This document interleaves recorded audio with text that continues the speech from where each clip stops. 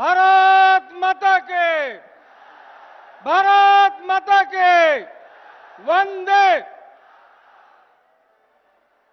हमारे माननीय प्रधानमंत्री जी आदरणीय नरेंद्र मोदी जी, बिहार सरकार के माननीय मुख्यमंत्री जी नीतीश जी, केंद्रीय मंत्री आदरणीय गिरिराज सिंह जी, केंद्रीय गृह राज्य मंत्री नित्यानंद राय जी, विधानसभा के माननीय अध्यक्ष विजय चौधरी जी, राज्यसभा के माननीय सांसद रामनाथ ठाकुर जी, बिहार सरकार के माननीय मंत्री संजय झा जी सभी मंच पर पधार चुके हैं। विश्व की सर्वाधिक उपजाऊ भूमियों में से एक कृषि का केंद्र सरेसा की भूमि, महाकवि विद्यापति की निर्वाण स्थली विद्यापति धाम, प्रसिद्ध न्यायविद दर्शन के प्रतिपादक उद्यानाचार्य जी, पंडित सुरेंद्र झा सुमन जी, आरती प्रसाद सिंह जी की कर्मभूमि, मिथिला कोकिल शारदा सिन्हा जी, सांप्रदायिक सौहार्द का प्रतीक मोरवा का बाबा खुदनेश्वर स्थान जी, अमर बाबा केवल स्थान के समस्तीपुर की इस पावन धरती पर माननीय प्रधानमंत्री जी आदरणीय नरेंद्र मोदी जी का और माननीय मुख्यमंत्री जी के हम हार्दिक स्वागत वंदन चंदन करते हैं। अब हम आग्रह करना चाहेंगे बिहार के सुशासन पुरुष, विकास पुरुष आदरणीय नीतीश कुमार जी से आवे और हम लोगों का मार्गदर्शन करें, उद्बोधन देने की कृपा करें। माननीय नीतीश जी, नीतीश कुमार जिंदाबाद।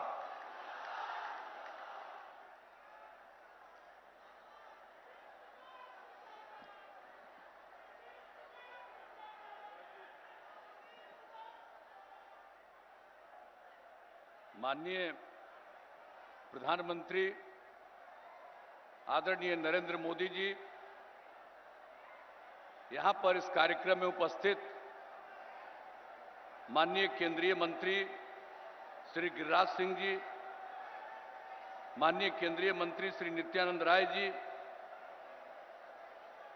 बिहार विधानसभा के माननीय अध्यक्ष और सरायरंजन से एनडीए के प्रत्याशी श्री विजय कुमार चौधरी जी,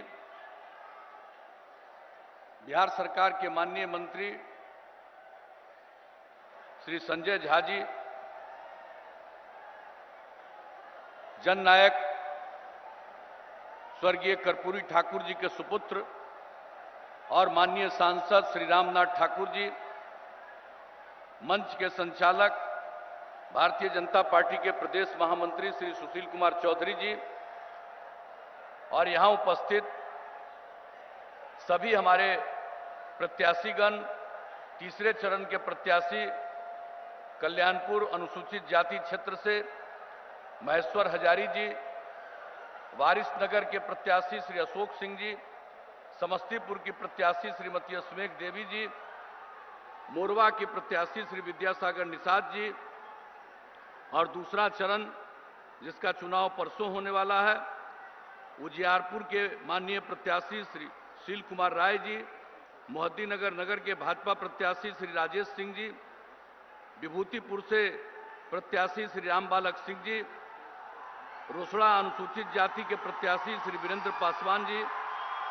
हसनपुर से जनता दल यू के प्रत्याशी राजकुमार राय जी, एनडीए के सभी घटक दलों के हमारे सभी सम्मानित नेतागण, मेरे प्रिय साथियों, प्रिंट एवं इलेक्ट्रॉनिक मीडिया से जुड़े पत्रकार मित्रों, छायाकार बंधुओं और इस चुनावी सभा में उपस्थित बहनों एवं भाइयों, मैं सबसे पहले आप सब जो धूप को बर्दाश्त करते हुए इतनी बड़ी संख्या में उपस्थित हुए हैं आदरणीय प्रधानमंत्री जी को सुनने के लिए, इसके लिए मैं आप सब लोगों का हृदय से अभिनंदन करता हूं। आप सबको बहुत बहुत धन्यवाद देता हूं।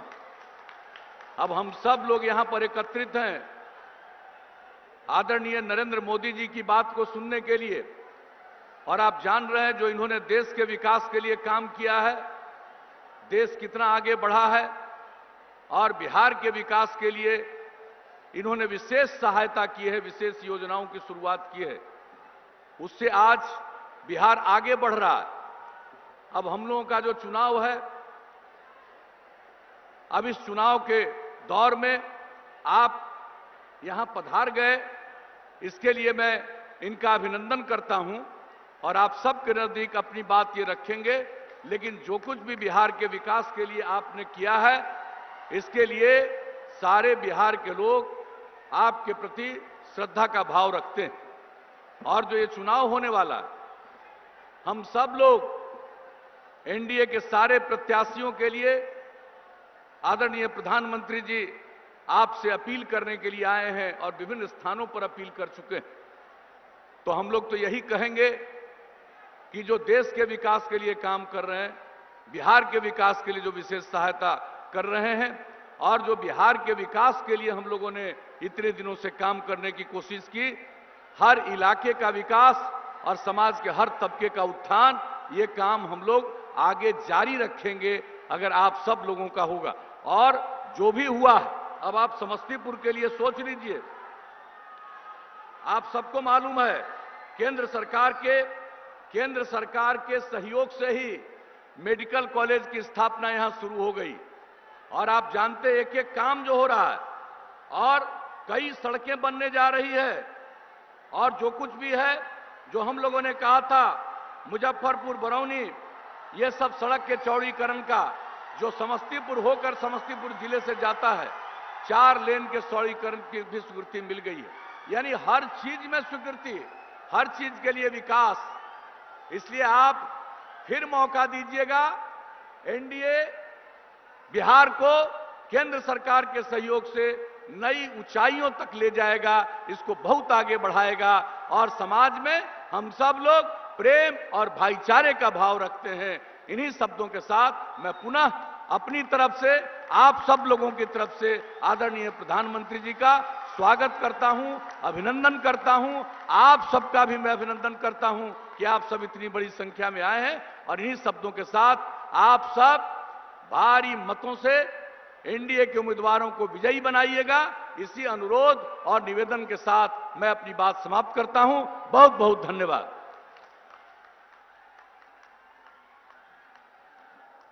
बहुत बहुत धन्यवाद माननीय मुख्यमंत्री जी। विश्व के सर्वाधिक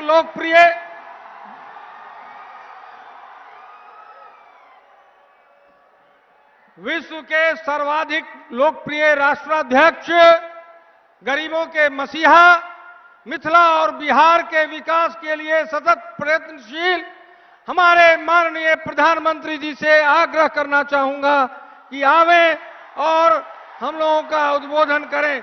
नरेंद्र मोदी जिंदाबाद, नरेंद्र मोदी जिंदाबाद, नरेंद्र मोदी जिंदाबाद, भारत माता की।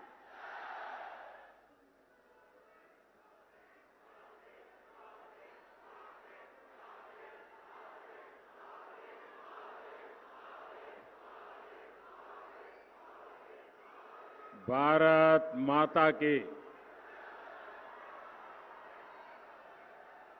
भारत माता की। भारत माता की।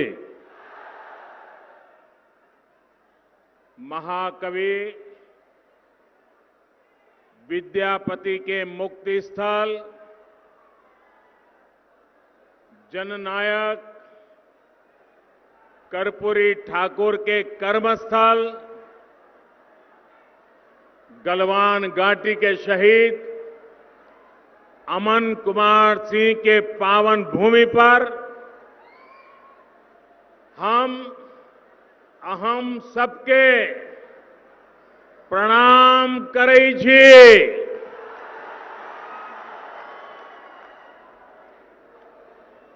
बिहार के मुख्यमंत्री, मेरे मित्र और भावी मुख्यमंत्री श्रीमान नीतीश कुमार जी,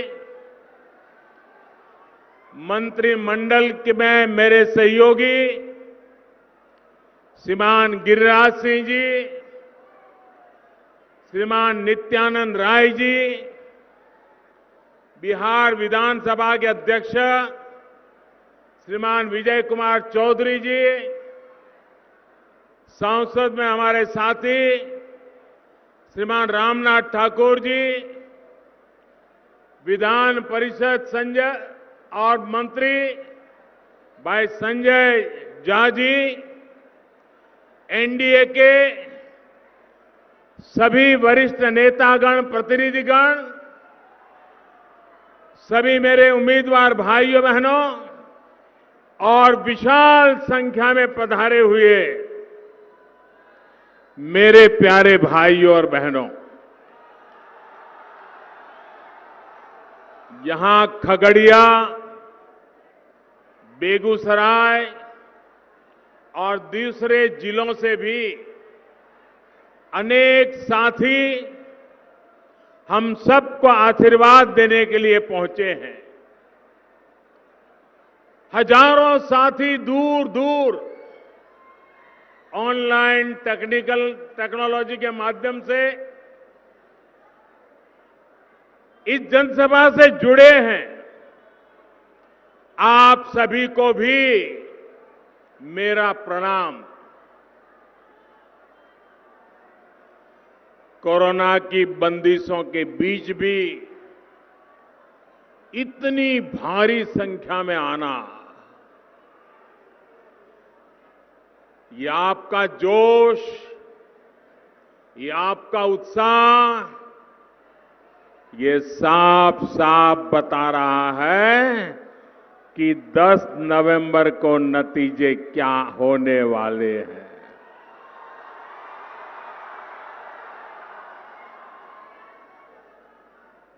जहां भी मेरी नजर पहुंच रही है,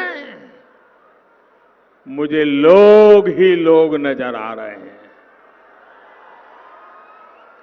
हर कोने में विजय का विश्वास है, उमंग है, उत्साह है।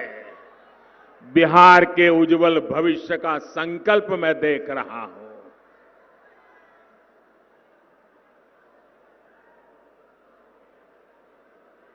जो प्रथम राउंड के चुनाव हुए, बड़े बड़े पॉलिटिकल पंडितों ने घोषणाएं की थी कि मतदान नहीं होगा, बहुत कम होगा, लेकिन बड़े बड़े पंडितों की बात को भी बिहार के जागरूक नागरिकों ने गलत सिद्ध कर दिया। बिहार बधाई के पात्र है। उसी प्रकार से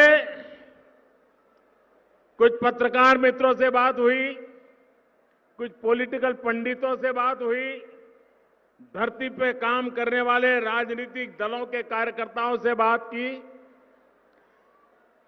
और जो बड़े सटीक तरीके से सर्वेक्षण करते हैं उनसे बात की। पहले राउंड में जो मतदान हुआ है, चारों तरफ से एक ही संदेश आ रहा है कि प्रथम राउंड में एनडीए ने बाजी मार ली है।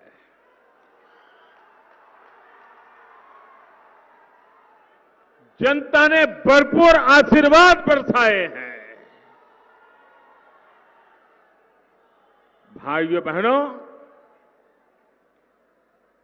जनता के इस विश्वास के लिए, उनके आशीर्वाद के लिए हम सब की तरफ से मैं बिहार की जनता का प्रथम राउंड में मतदान करने वाले सभी जागरूक नागरिक भाइयों बहनों का आज हृदय से धन्यवाद करता हूं, उनका आभार व्यक्त करता हूं। भाइयों बहनों, आज अगर हर आकलन, हर सर्वे एनडीए की जीत का दावा कर रहा है, तो उसके पीछे ठोस और मजबूत कारण है।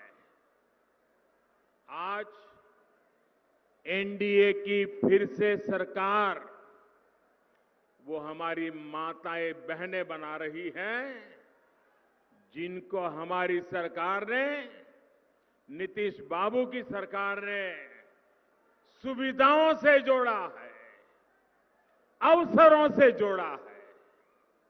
वो बेटियां जो आज बिना किसी डर से पढ़ाई कर रही हैं, अपने सपनों को पूरा कर रही हैं, वो बेटियां आज एनडीए में बढ़ चढ़ करके साथ दे रही है। वो जीविका दीदियां जो आज आत्मनिर्भर परिवार और आत्मनिर्भर बिहार की प्रेरणा बन रही हैं, वो एनडीए को ताकत दे रही है। घर घर, स्कूल स्कूल बने शौचालयों ने जिन बहनों बेटियों को गरिमा दी, अंधेरे के इंतजार से मुक्ति दी, वो हमारी बहनें एनडीए की सरकार दोबारा बना रही है। जिन बहनों को पीने के पानी के संघर्ष से मुक्ति मिली, वो एनडीए के पक्ष में वोट डालने के लिए उत्साहित है। जीवन भर धुएं में उलझती उन बहनों का वोट, अब धुएं से मुक्ति मिली है, उनका वोट एनडीए के लिए। जिनके घर में उज्ज्वला का सिलेंडर पहुंच चुका है। साथियों, बिहार के बेटे बेटियां जिन्हें आज मुद्रा लोन मिल रहा है, बैंकों ने जिनके लिए दरवाजे खोल दिए हैं, जिन्हें आईआईटी, आईआईएम, एम्स मिल रहा है, वो आज अपने उज्जवल भविष्य के लिए एनडीए पर भरोसा कर रहे हैं। बिहार का मध्यम वर्ग जिसकी ईज ऑफ लिविंग बढ़ी है, नए हाईवे, नए रेल रूट बनने से जिसकी सहूलियत बढ़ी है, जिसके घर की ईएमआई कम हुई है, जिसे शांति का माहौल मिला है, वो आज बढ़ चढ़ करके एनडीए का झंडा लेकर के दौड़ रहे हैं।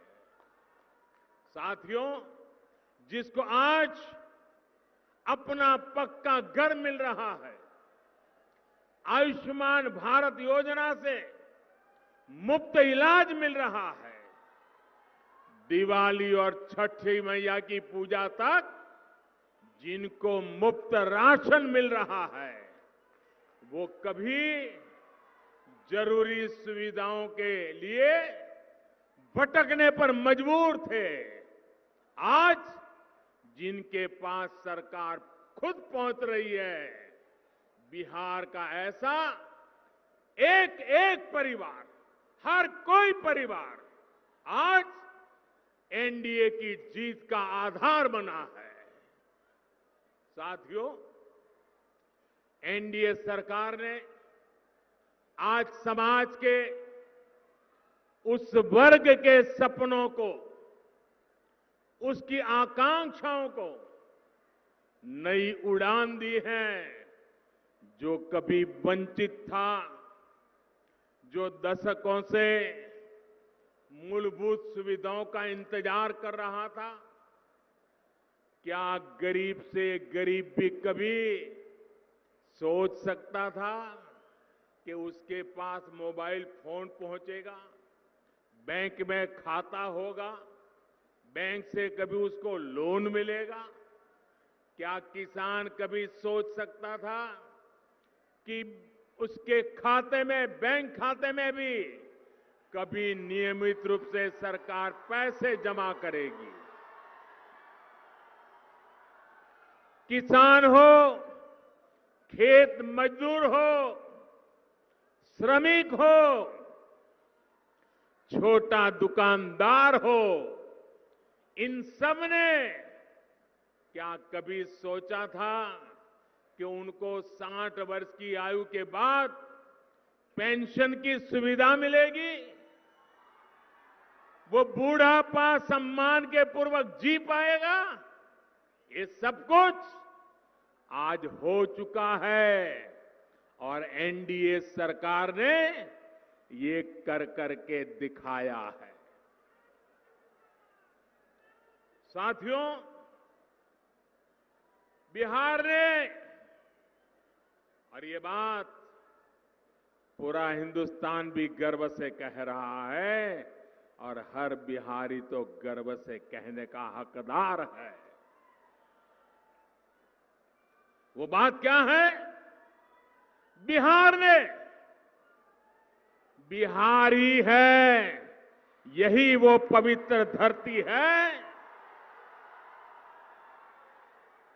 जिसने पूरे विश्व को, मानव जात को लोकतंत्र का पाठ पढ़ाया है।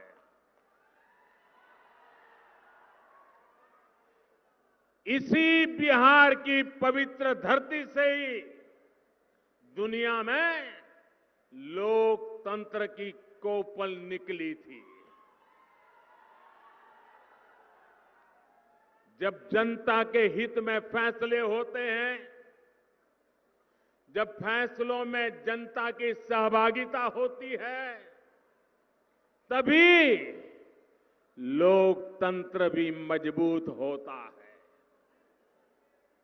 आज देश में, देश का चित्र देखिए, कश्मीर से कन्याकुमारी तक जरा नजर दौड़ाइए। आज देश में एक तरफ लोकतंत्र के लिए पूर्ण रूप से समर्पित एनडीए का गठबंधन है, वहीं दूसरी तरफ अपने निहित स्वार्थ को, अपने परिवार के स्वार्थ को सिर्फ उन्हीं कामों के लिए समर्पित पारिवारिक गठबंधन है। आप सोचिए, एक तरफ लोकतंत्र गठबंधन, दूसरी बात परिवार तंत्र गठबंधन। यहां जंगल राज के युवराज को तो आप बराबर देख रहे हो।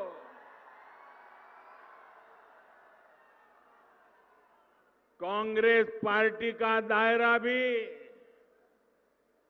धीरे धीरे सिकुड़ करके सिर्फ अपने परिवार तक ही सीमित होकर रह गया है। मेरे प्यारे भाइयों बहनों, मैं एक सवाल पूछता हूं, जवाब देंगे आप? जवाब देंगे?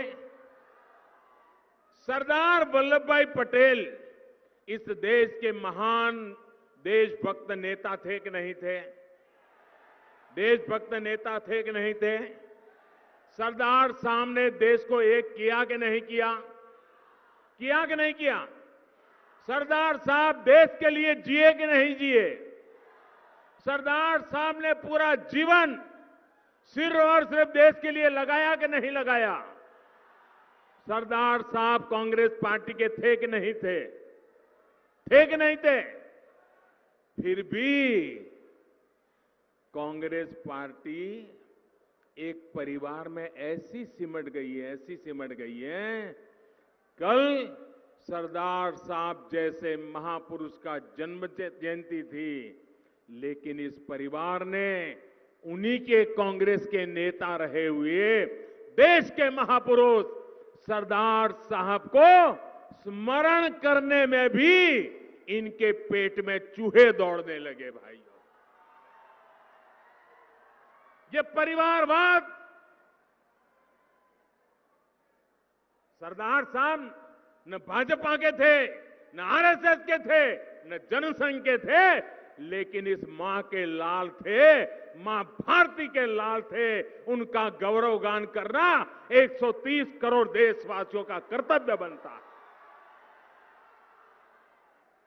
साथियों, सिर्फ और सिर्फ अपने अपने परिवार के लिए काम कर रही इन पारिवारिक पार्टियों ने आपको क्या दिया? ये बड़े बड़े बंगले बने तो किसके बने? ये महल बने तो किसके बने? सिर्फ और सिर्फ ये परिवार पार्टियों के मुखियाओं के ही बने हैं। बड़ी बड़ी करोड़ों की गाड़ियां आई, गाड़ियों को काफिला बना, गाड़ियां पार्क करने की जगह नहीं बची उनके घरों में, उनका बना। सिर्फ और सिर्फ अपने परिवार के लोगों को हर बार टिकट दिया। क्या नीतीश बाबू के कोई भाई राज्यसभा में पहुंचे हैं क्या? उनका कोई बेटा बेटी पहुंचा है क्या? उनके चाचा मामा पहुंचे हैं क्या? लोकतंत्र के लिए काम करने वाले लोग जनता को अवसर देते हैं। क्या मोदी का कोई रिश्तेदार कहीं पहुंचा है क्या भाई? आपने कहीं देखा है क्या? क्योंकि हम आपके लिए जिंदा है, आपके लिए जान लगाते हैं जी। हम हमारे लिए पैदा नहीं हुए हैं। इन परिवार में तो पता ही होता है। और जहां जहां ये परिवार वाले सरकारों में बैठे करते क्या है?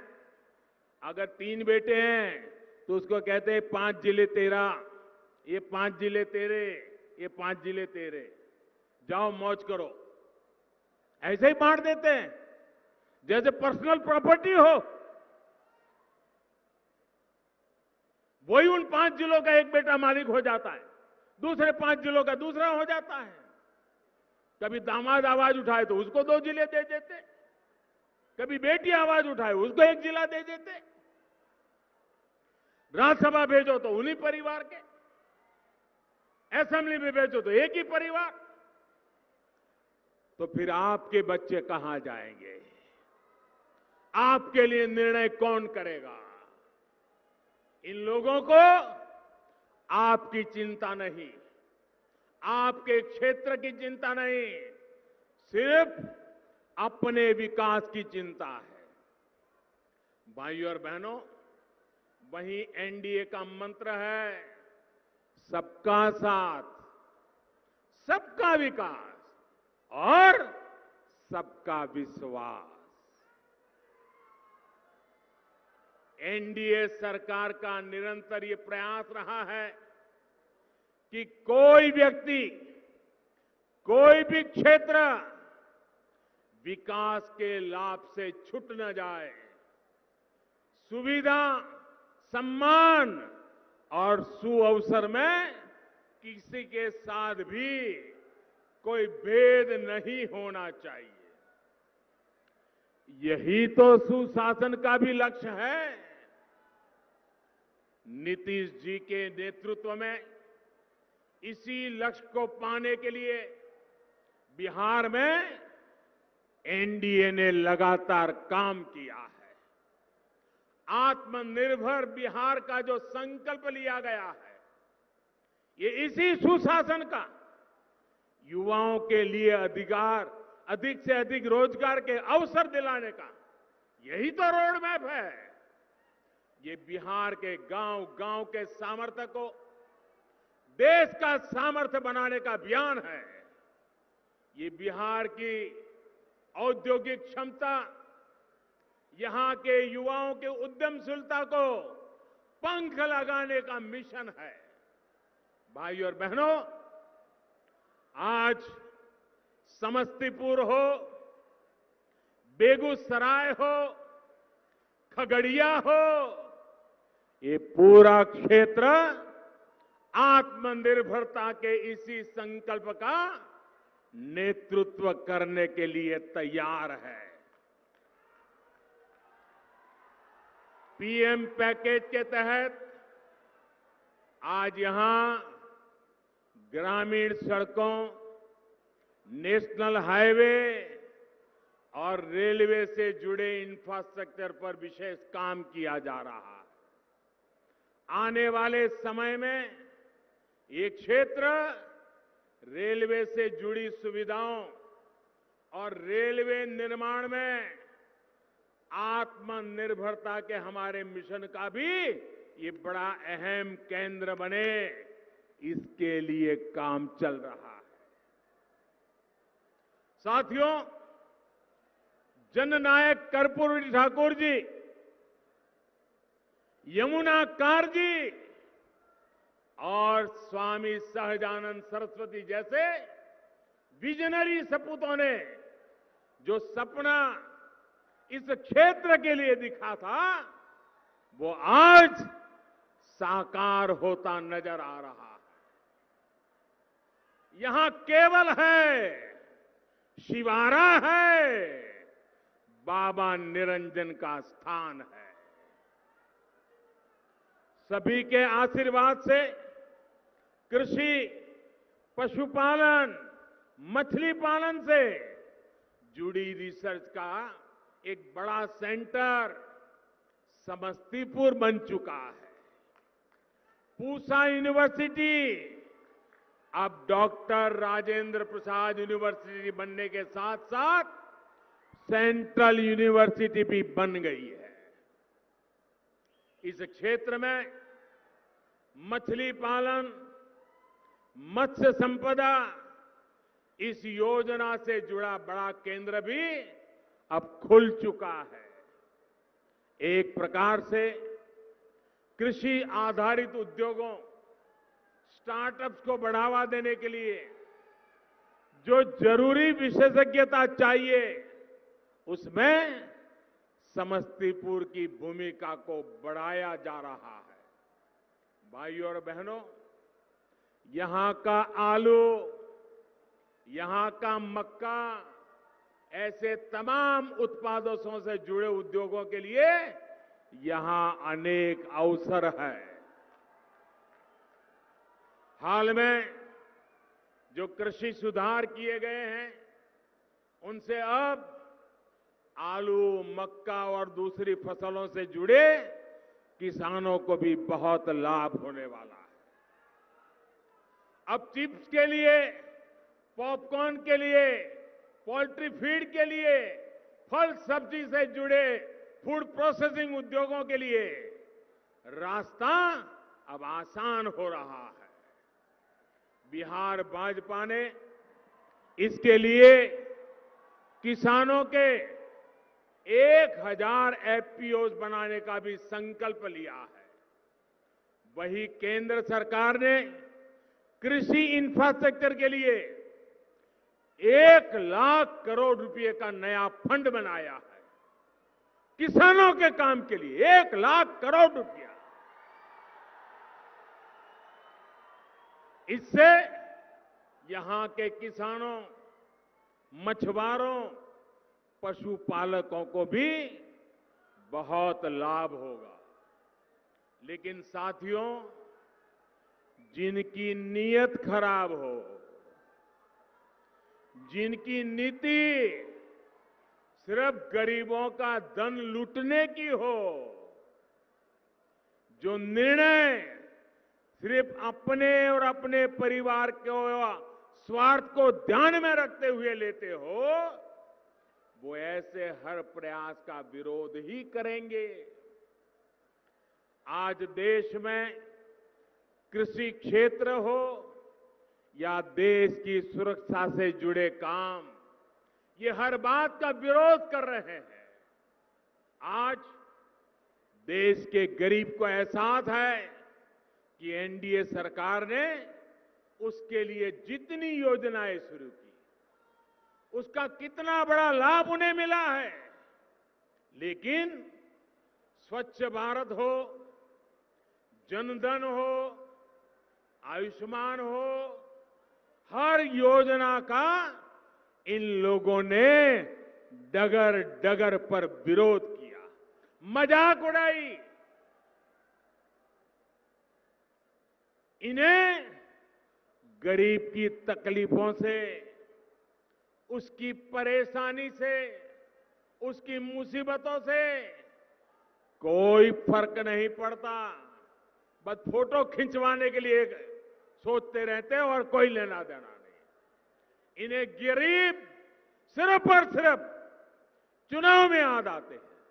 जब चुनाव आते हैं तो माला जपना शुरू कर देते हैं, गरीब गरीब गरीब गरीब गरीब गरीब गरीब गरीब गरीब गरीब गरीब गरीब गरीब गरीब गरीब गरीब, यही करते रहते हैं। चुनाव पूरा हुआ, गरीब गरीब की जगह बस अपने परिवार का कुनबा लेकर के बैठ जाओ। भाइयों और बहनों, याद रखिए, जब कोरोना का संकट सबसे ज्यादा था, जब पूरा बिहार कोरोना से लड़ रहा था, तब ये लोग कहां थे? इन्हें आपके विकास से नहीं, सिर्फ अपने और अपने परिवार के विकास से ही लेना देना है। यही इनकी सच्चाई है, यही इनका इतिहास है, यही उनके तौर तरीके हैं, यही इनकी ट्रेनिंग है। इससे बाहर सोच ही नहीं सकते जी। साथियों, ये लोग न बिहार की अपेक्षाओं को समझते हैं और न ही बिहार की आकांक्षाओं को। केंद्र सरकार और बिहार सरकार जो हजारों करोड़ रुपए बिहार पर निवेश कर रही है, उससे यहां के नौजवानों के लिए नए अवसर भी बन रहे हैं। रोजगार बढ़ाने के लिए उद्योग भी जरूरी है, आधुनिकीकरण भी जरूरी है। ये तब होगा जब बिहार में प्रगतिशील, लोकतांत्रिक, स्थिर सरकार रहेगी, बिहार में निवेश आएगा।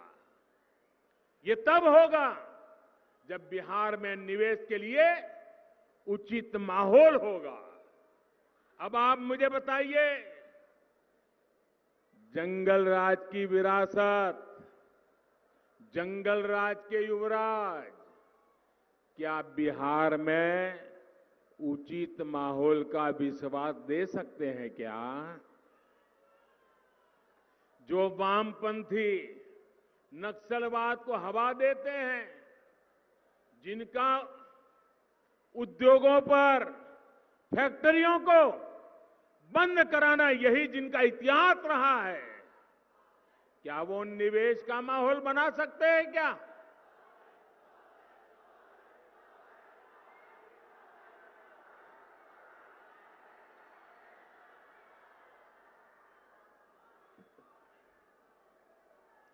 साथियों, जननायक कर्पूरी ठाकुर जी इमरजेंसी के दिनों के बाद जब मुख्यमंत्री बने तो उन्होंने एक इंटरव्यू दिया था और बड़ा सटीक इंटरव्यू था। एक दूरदर्शी नेता जो देश के लिए सोचता है, गरीब के लिए सोचता है, बिहार के लिए सोचता है, उस समय मुख्यमंत्री थे, सत्ता की गादी पर बैठे हुए थे, लेकिन कर्पूरी साहब ने क्या इंटरव्यू दिया था?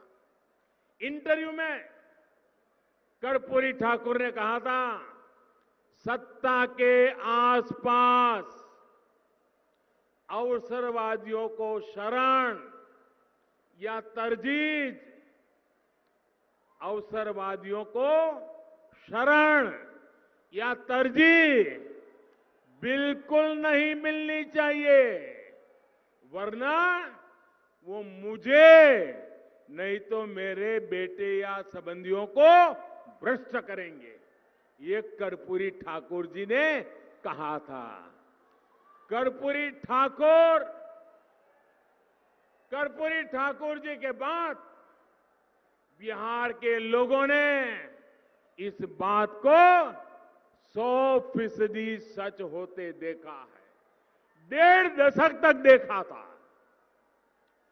कर्पूरी ठाकुर जी की ये बात जंगल राज वालों ने सुनी होती कर्पूरी ठाकुर की इस बात को समझी होती तो बिहार के हालात इतने नहीं बिगड़ते।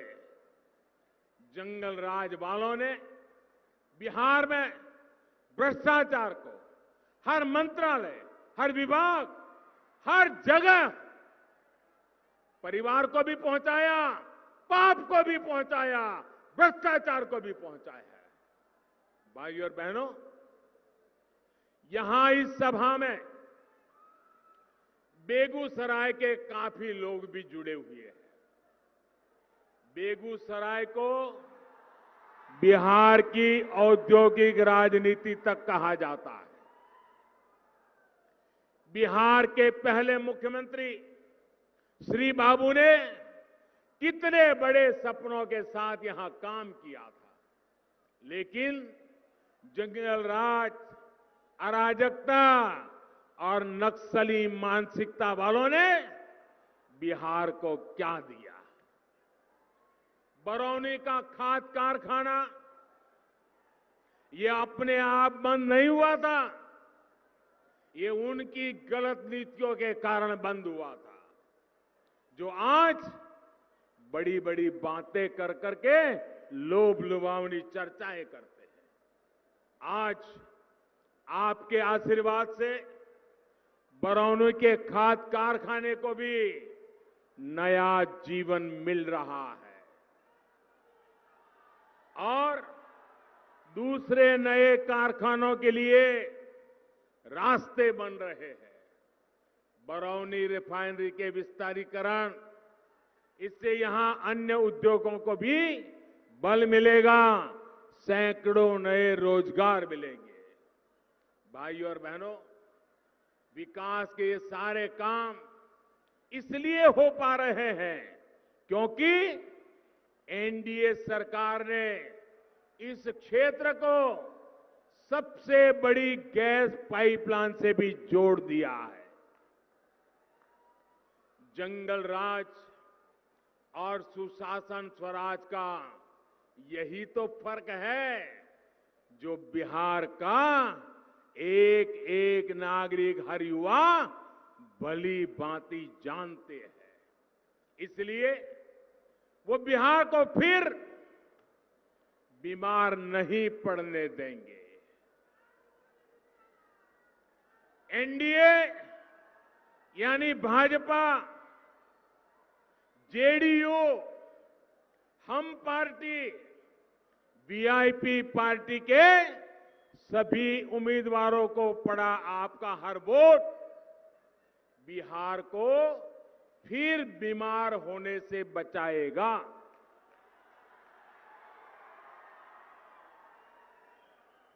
मेरे बिहार के भाइयों बहनों, मैं एक छोटी सी अपने घर में की बात बताता हूं, हर परिवार की बात बताता हूं और उससे आप समझ जाएंगे कि हमें सोचना कैसे चाहिए।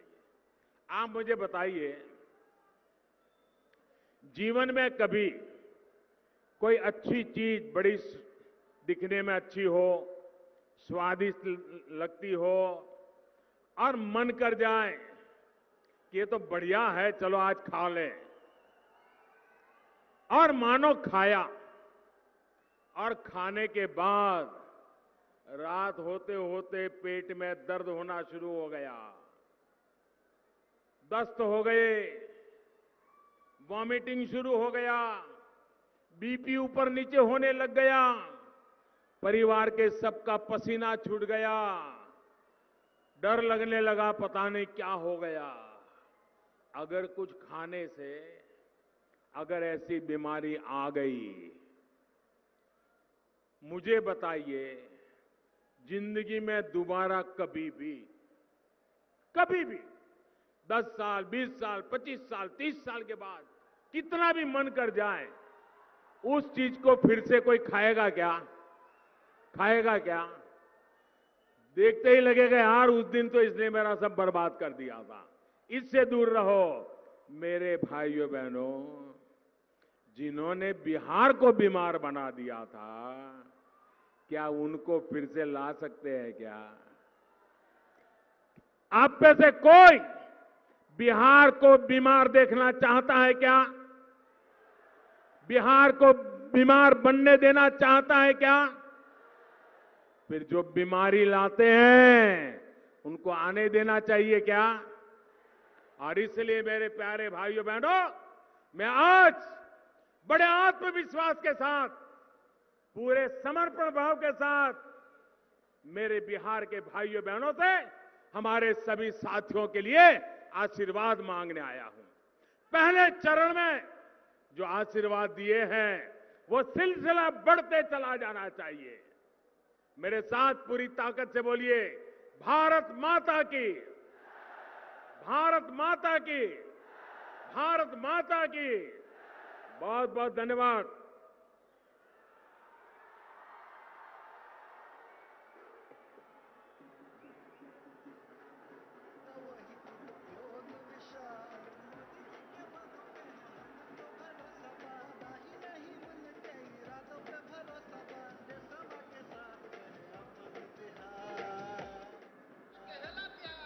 भाजपा है तो भरोसा है, भाजपा है तो भरोसा है, भाजपा है तो भरोसा है, भाजपा है तो भरोसा है, भरोसा भरोसा भरोसा। मोदी जी की योजना से पाए हैं मकान, सब बेटियां उड़ाती हैं फाइटर विमान। अब बिजली दिलाई वही रोजगार लाएगा, खेती में तरक्की बार बार लेके आएगा। धरती से जुड़ के भी लक्ष्य आसमान का, भरोसा है बिहार को मोदी के ईमान का, ईमान का, मोदी के ईमान का। राशन से पोषण, डबल से इमोशन बा, चलता है साल भर खुशियों का मौसम बा। मोदी जी के वादों पे है हमको भरोसा बा, ही नहीं उनके इरादों पे भरोसा बा। देशवा के साथ माननीय प्रधानमंत्री जी को भाजपा है तो भरोसा है, भाजपा है तो भरोसा है, भाजपा है तो भरोसा है, भाजपा है तो भरोसा है। माननीय प्रधानमंत्री जी को, माननीय मुख्यमंत्री